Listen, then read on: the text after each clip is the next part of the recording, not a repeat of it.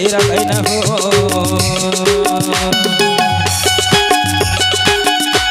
यार भाई बूढ़ा पाने घर के रखना तन के रखै न हो तेरे भैया तन के रखै न हो